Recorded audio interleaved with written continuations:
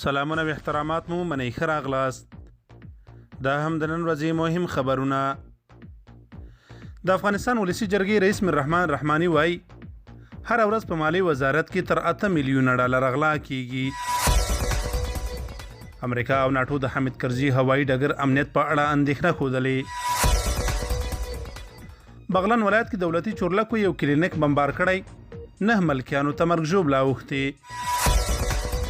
د کندوز ولایت په 3 ولسوالیو کې د طالبانو بریدونو کې پولیسو ته مرګ ژوبله اوښتې.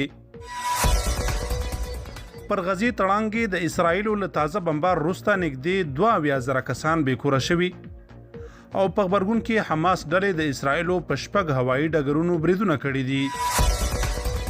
حماس وسلوالې ډلې اعلان وکړ چې اوربند نه کوي او اوږدې جګړې ته چمتووالی لري. د امریکا او روسیې د بهرنیو چارو وزیران د لومړي ځل لپاره د دوه اړخیزو اړیکو رغېدو په پار مخامخ خبرې کوي. د خبرونو پای.